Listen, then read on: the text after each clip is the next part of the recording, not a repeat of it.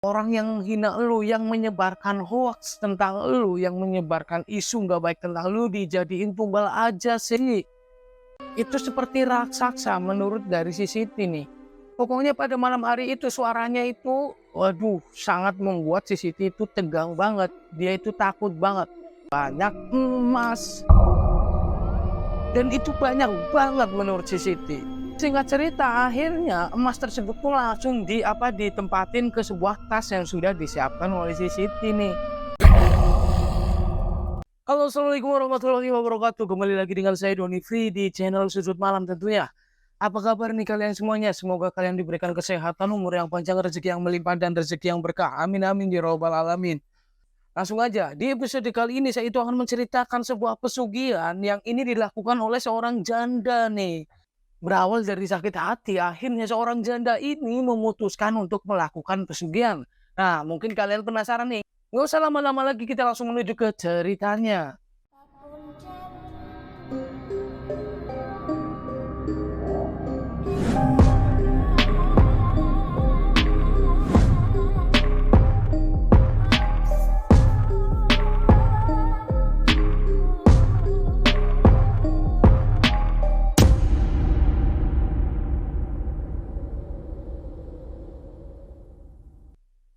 Sebut saja namanya Siti. Siti ini dia itu seorang janda, dia itu berumur 36 tahun. Dan dia sudah memiliki 2 orang anak. Jadi si Siti ini dia itu ditinggal oleh suaminya. Ini nggak dijelaskan secara lengkap kenapa si Siti ini bisa menjadi janda. Dan kenapa suaminya ini meninggalkan Siti ini nggak dijelaskan sama si narasumber atau si pengirim cerita. Intinya Siti ini akhirnya harus menghidupi kedua orang anaknya sendiri dan orang tuanya atau ibunya Siti ini sendiri. Nah, di sini Siti memutuskan untuk pergi merantau ke sebuah kota besar yang berada di wilayah Jawa Barat. Di sisi lain, ini ada seorang cowok, dia merupakan seorang duda nih, sebut saja namanya Hartono. Dia sejak saat si Siti masih perawan, Hartono ini udah suka banget ngejar-ngejar Siti terus. Tetapi di sini Siti itu nggak mau sama Hartono. Bahkan ketika si Siti ini udah menjadi janda, dia pun tetap nggak mau dinikahin sama si Hartono. Ini nggak tahu kenapa. Mungkin Hartono ini kurang bagus atau kurang cakep, itu nggak tahu juga ya. Nah, singkat cerita, setelah kepergiannya Siti ke Jawa Barat, di sana ini si Siti itu bekerja sebagai asisten rumah tangga atau pembantu rumah tangga. Nah, di sana nih si Siti ini benar-benar ternyata dia itu suka banget pasang togel nih. Dan 4 bulan setelah si Siti ini berada di Jawa Barat, dia itu mendapatkan togel. Jadi nomor yang ia pasang atau nomor togel yang ia pasang itu tembus 4 angka. Otomatis si Siti ini mendapatkan uang yang begitu banyak. Lah, disinilah setelah ia mendapatkan nomor togel tersebut, si Siti ini pulang ke kampung. Dia itu izin kepada majikannya. Setelah ia pulang ke kampung, dia itu langsung membeli semua perlengkapan perabotan rumah. Dia juga merenovasi rumahnya. Pokoknya di situ tuh rumahnya dibenerin. Karena menurut si pengirim cerita, rumahnya si Siti ini emang dulunya itu tidak layak banget udah. Tetapi setelah si Siti mendapatkan nomor togel tersebut, rumahnya langsung direnovasi. Nah, di sini nih si Hartono ini, duda yang suka dengan Siti, menebarkan hoax. Mungkin si Hartono ini udah sakit hati banget sama si Siti. Dia itu maunya gimana sih? Padahal si Hartono itu dia itu tulus banget, pengen jadiin si Siti ini menjadi istrinya gitu loh. Tetapi si Siti tetap nggak mau sama si Hartono. Akhirnya karena si Hartono ini dendam, dia marah sama si Siti. Dia pun menebarkan isu ke seluruh kampung di kampungnya si Siti. Si Hartono ini ngomong bahwasannya si Siti ini di Jawa Barat atau di perantauan itu, dia itu menjadi wanita penghibur. Karena tidak masuk akal sekali, baru 4 bulan si Siti bekerja, pulangnya dia itu udah bisa memberi perabotan rumah lengkap ya kan. Ada kulkas, mesin cuci dan lain sebagainya, dan dia pun sudah mampu membangun rumah gitu. Ini nggak mungkin banget kalau si Siti itu hanya bekerja sebagai pembantu rumah tangga, itu bayarannya atau gajinya berapa sih? Masa iya 4 bulan sudah mampu membeli semua itu dan membangun atau merenovasi rumahnya? Ini nggak mungkin banget. Memang sih ya kan nggak mungkin nih. Berapa sih gajinya asisten rumah tangga? Kok iya 4 bulan loh. Bisa renov rumah, bisa beli perabotan rumah. Ya Wak, si Hartono ini sebenarnya nggak tahu kalau si Siti ini dia itu mendapatkan nomor togel gitu. Dari sini akhirnya semua warga pun ikut mencibir si Siti nih. Si Siti ini langsung dicap jelek nih oleh seluruh warga kampung.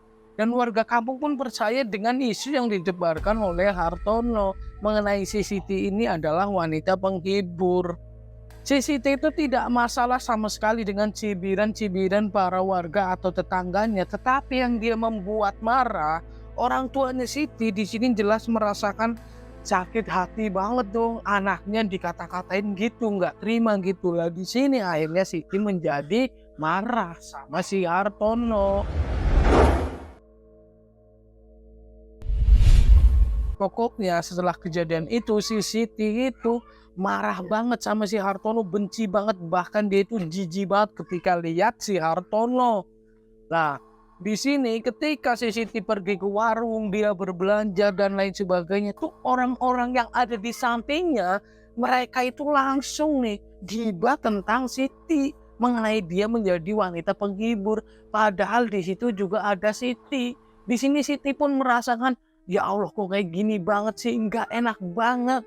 Akhirnya si Siti tuh sempat stres tuh. Dan akhirnya renov rumah belum selesai, si Siti ini memaksakan untuk berangkat kembali ke Jawa Barat. Ke rumah majikannya, dia itu bekerja lagi. Dan dalam satu rumah majikannya itu terdapat 3 pembantu nih atau asisten rumah tangga. Salah satunya adalah supir pribadinya majikannya si Siti. Di situ si Siti itu curhat dengan supir pribadinya majikannya. Sebut saja namanya Yoyo. Dan si Yoyo ini pun menyarankan si Siti untuk melakukan pesugihan. Tanggung amat lu dikira wanita penghibur nih di sini. Padahal lu dapet togel yang duitnya juga gede, dapat 1 kali. Mending lu ngelakuin pesugihan. Itu tuh orang yang hina lu, yang menyebarkan hoax tentang lu, yang menyebarkan isu nggak baik tentang lu, dijadiin tumbal aja sih. Nah ternyata di sini si Siti kan posisinya lagi pusing. Dia itu stres, penuh tekanan gitu kan. Dia sebenarnya nggak masalah dengan dirinya, tetapi yang buat dia itu nggak terima, ibunya si Siti ini jadi sedih loh dengar berita-berita itu dari warga-warga yang ada di kampungnya gitu.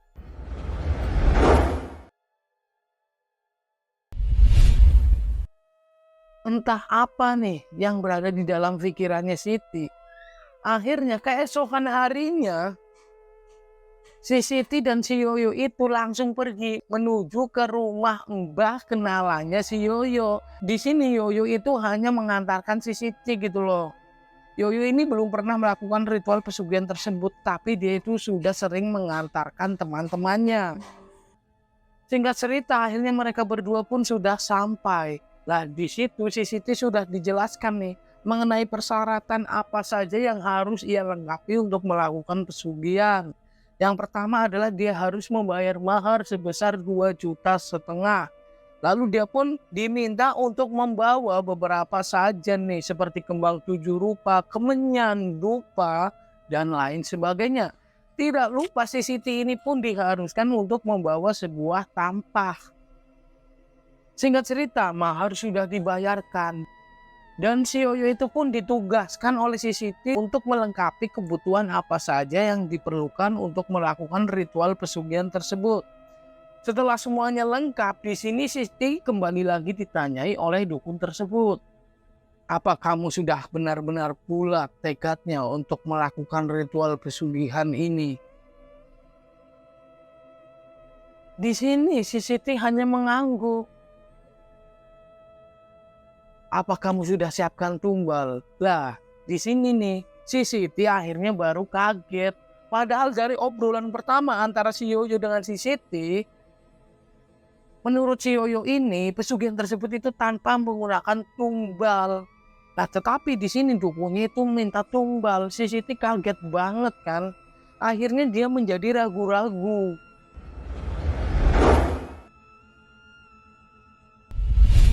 Di sini Siti tuh terlihat banget mukanya itu sangat keberatan dengan apa yang diomongkan atau yang disampaikan oleh si dukun itu. Tanpa si Siti menjawab, tiba-tiba saja dukun itu menimpali omongannya kembali. Udah, kamu siapkan foto seseorang yang kamu sangat benci. Di sini Siti langsung tersirat terfikiran, yaitu si Hartono. Orang yang menyebarkan isu tentang dirinya, yang membuat namanya itu jelek di warga kampungnya. Akhirnya singkat cerita, si Siti ini memang sudah ada fotonya Hartono. Dia ambil dari profil WhatsApp-nya si Hartono. Oh ya, BTW ini kejadian di tahun 2016. Belum lama banget nih. Setelah fotonya itu diberikan nih kepada si dukun tersebut, si Siti ini sebelum melakukan ritual, dia itu diwajibkan untuk berpuasa selama 3 hari. Lalu setelah di hari terakhir itu, si Siti ini harus melakukan persemedian di sebuah gua gitu. Itu guanya itu tidak jauh dari lokasi si dukun pesugihan tersebut. Singkat cerita, 3 hari berpuasa sudah dilalui sama si Siti. Ini adalah hari terakhir, di mana si Siti ini harus bersemedi sendirian. Di sini si Yoyo dan si dukun pesugihan tersebut hanya mengantarkan Siti ke tempat di mana dia itu harus bersemedi atau ke dalam gua tersebut tuh. Setelah mereka bertiga sampai, akhirnya semua sesajen, semua kemenyan itu didudukkan, udah dinyalakan. Pokoknya suasana pada malam hari itu menurut si pengirim cerita itu sangat merinding gitu loh. Lah di sini akhirnya setelah semuanya siap, si Siti itu pun ditinggalkan oleh si Yoyo dan si dukun pesugihan itu.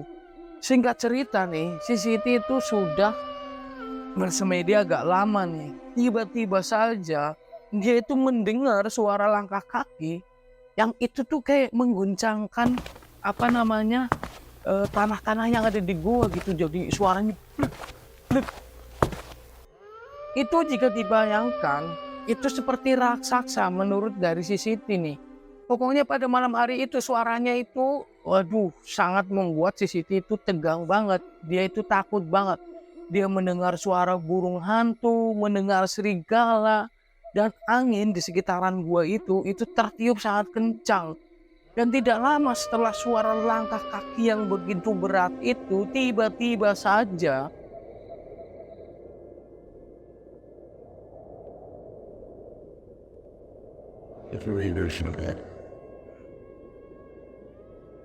si Siti ini melihat 2 cahaya warna merah yang berada di dalam pintu goa. Dan ternyata setelah Siti lihat secara seksama, ternyata itu merupakan sebuah wajah. Entah ini makhluk apa nih menurut si Siti. Jadi matanya itu gede banget, berwarna merah, lidahnya itu sangat panjang dan penuh dengan bulu. Menurut si Siti, jadi pintu gua tersebut itu hanya penuh dengan mukanya si makhluk tersebut. Siti pun hanya bisa melihat wajah dari makhluk tersebut nih. Dan gak lama setelah itu tiba-tiba saja fotonya si Hartono yang itu berada di dalam tampah yang barang itu campur dengan kemenyan, bola 7 rupa dan lain sebagainya. Di tampah yang berada sajen tersebut, tiba-tiba saja itu ada lidah dari makhluk tersebut yang sangat panjang. Itu menjilati fotonya si Hartono. Dan tidak lama setelah itu fotonya si Hartono ini pun ditelan nih sama makhluk tersebut. Dan tidak lama setelah itu terdengar suara kokok ayam berbunyi. Ini sudah menunjukkan di jam 4 subuh lah, sekitar udah pagi gitu kan. Dan si Siti ini pun langsung teringat dengan perkataan si dukun pesugihan tersebut. Nantinya jika sudah ada ayam berkokok, si Siti ini harus mematikan segala kemenyan, dupa dan lain sebagainya yang dinyalakan di situ gitu kan. Akhirnya setelah itu dupa kemenyan itu pun dimatikan nih benar-benar sama si Siti, dan makhluk itu pun langsung terlihat menghilang. Si Siti ini nggak lihat kemana makhluk itu menghilang gitu loh. Dan setelah itu kan ada salah satu tambah lagi nih. Jadi tambah itu ditutupin kain mori. Awalnya ini benar-benar nggak ada isinya menurut si Siti. Dan setelah itu si Siti membuka kain kafan atau kain mori itu yang menutupi tampah tersebut. Ketika dibuka, di situ sudah terdapat banyak emas. Dan itu banyak banget menurut si Siti.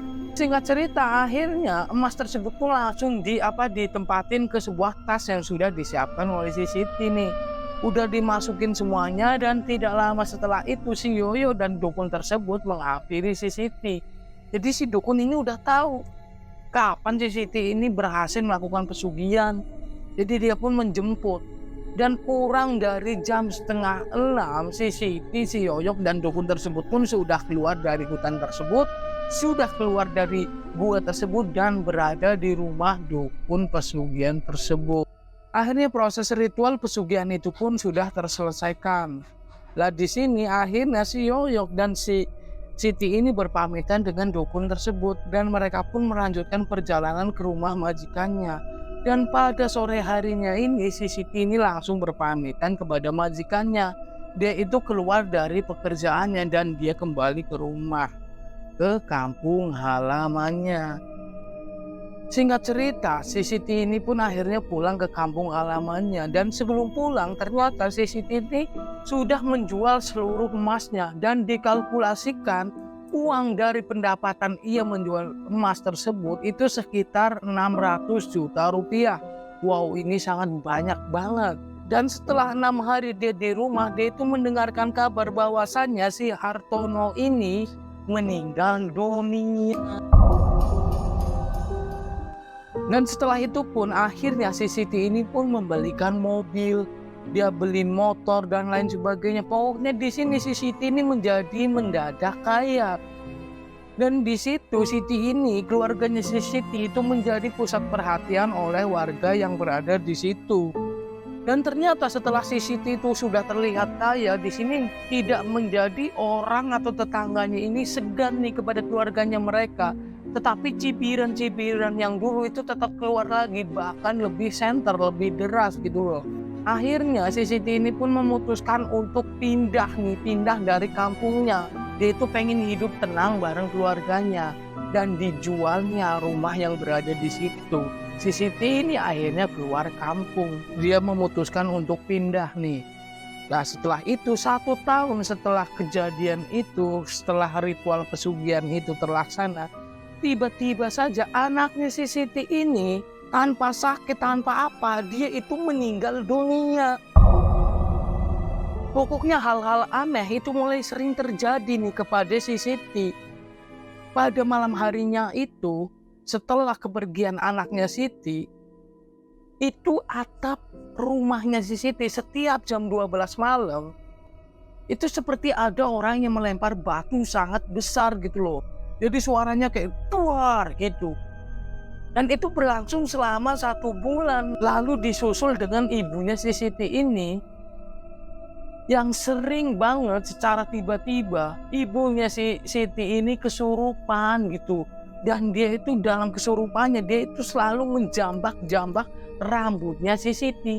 Akhirnya karena menurut si Siti ini kejadian udah janggal banget nih.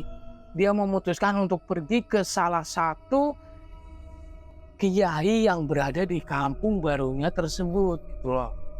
Di situ akhirnya si Siti pun menceritakan kronologinya, menceritakan semua yang dialaminya.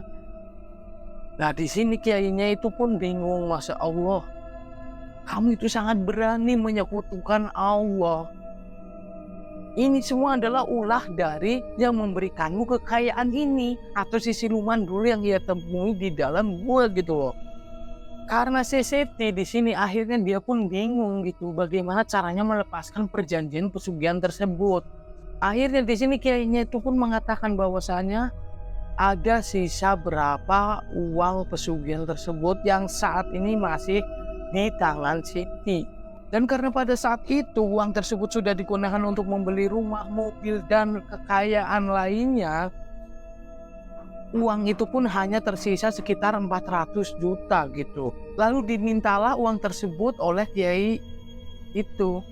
Dibawa semua uang itu ke rumahnya si Pak Kiai. Lalu di situ si Siti ini ditanyai, apakah kamu sudah ikhlas melepaskan uang tersebut?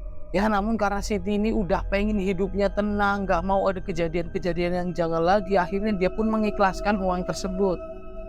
Uang tersebut itu langsung disobek-sobekin sama si Pak Kiai itu bareng nih sama si Siti. Dan setelah uang-uang itu disobekin, uang tersebut itu harus dilarung ke sebuah laut.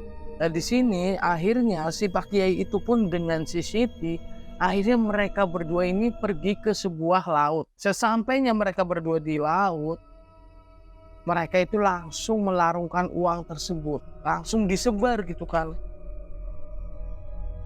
Dan anehnya nih, ketika uang tersebut menyentuh air laut atau sudah berada di air laut, tiba-tiba saja uang itu berubah menjadi daun semuanya. Dan setelah kejadian itu, akhirnya si Siti ini pun berhasil melepas perjanjiannya dengan salah satu makhluk pemberi pesugihan. Dan hidupnya Siti pun sekarang kembali tenang. Cerita pun berakhir. Jadi terima kasih buat teman-teman yang sudah menonton cerita ini dari awal hingga akhir. Dan akhirnya saya Doni Free pun pamit undur diri, sampai berjumpa di video berikutnya. Wassalamualaikum warahmatullahi wabarakatuh.